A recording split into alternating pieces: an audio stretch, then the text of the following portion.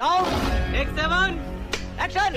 हे प्रभु, हे हरि राम कृष्ण जगन्नाथ प्रेमानंद, ये क्या हुआ? ये न्यू इंडिया है और इसके सपनों का विस्तार, इसकी उड़ान असीम है, इसकी इच्छा शक्ति असीमित। देखा दोस्तों, नीतीश जी हमारे मोदी जी की हाथ की उंगलियां किस तरह देख रहे हैं। ये यही देख रहे हैं कि केतली वाले को इटली वाली ने अंगूठी पहनाई कि नहीं। साथ में यह भी देख रहे हैं हाथ की रेखा में कि मंद बुद्धि को भी कैसे सब कुछ पाते देखा है। लगता है ये सब देख के नीतीश जी को आ रहा है चक्कर, और कहीं ये हमारे साहब जी की रिंग निकालने के लिए तो नहीं चला रहा है कुछ चक्कर।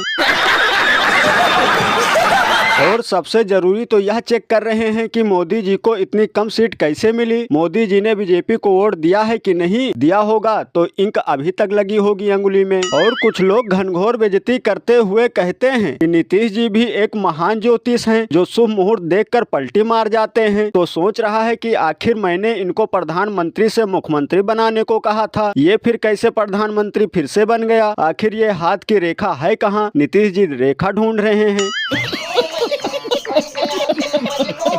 या फिर यह भी हो सकता है कि नीतीश जी पलटी मारते मारते थक गए हैं, इसीलिए इस बार पलटे नहीं और आज मोदी जी का हाथ पकड़कर कह रहे होंगे, हाथ छोड़ू ना तेरा चाहे दुनिया हो खफा, ये है मेरा फैसला, ये है मेरा फैसला, क्या है तेरा फैसला, हो रब्बा हो। गजब बेइज्जती है। और अभी तो रुको, क्लाइमैक्स अभी बाकी है।